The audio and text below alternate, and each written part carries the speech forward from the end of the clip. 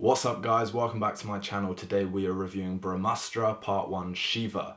This is one of those films that's just a classic case of style over substance for me. Visually it was an absolute feast for the eyes. I think it was a really vibrant, colourful and vivid interpretation of this fantasy world. And the spectacle that came with that and all those colours really look great on screen. For me it's just the general story and the characters that just wear a bit thin. It's very cliche laden with all those fantasy archetypes that you might think of. An everyman protagonist who's got links to a fantastical world that he knows nothing about and slowly learns the extent of his own powers and his connection to it, that sort of thing.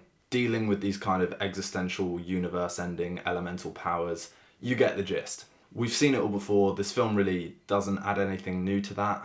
The origins of this fantasy world are obviously grounded in Indian culture, and I think that gives it a certain level of uniqueness in that regard. But in terms of the actual narrative and the story journey we go on, it's very much been there, done that a million times before sort of thing. Not to say I didn't enjoy it, but I didn't enjoy it for the kind of narrative. It was more for the action scenes and the music that kept me engaged.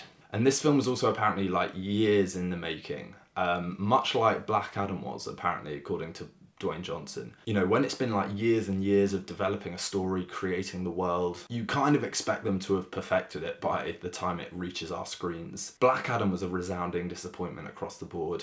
And Brahmāstra, when you kind of think about how long it took for them to get this to where it is, I do think it should have landed with a bit more than just a generic, yeah, that was fun, which is probably what I came out of it thinking. A fun watch, and I would be intrigued to see the universe expand, but also quite a generic big budget blockbuster at the end of the day. The music again was fantastic and really helped kind of carry you through a lot of the montages and a lot of the kind of slower bits in the story. The kind of undertones of the story aren't particularly complex or nuanced. It's very much like the physical metaphors of light versus dark, with true love being the key to kind of unlocking your true powers and potential. And if that sounds very superficial, that's because that's how it comes across. You know, it's not particularly complex. Characters fall in love just by looking at each other. The love story built into this film doesn't do much for me. I think the chemistry between the actors is fantastic, but the script really doesn't service them. And I think overall the script is probably the weakest element of the film. You know, you've got all the tools for a fantastic universe to build on. You've got some great characters with some great powers, just the dialogue didn't really do them enough justice. But hopefully they learn from that and take that forward going into part 2, Dave. So we'll see how that turns out. But do let me know what you guys thought of the film. Agreements, disagreements, drop them below.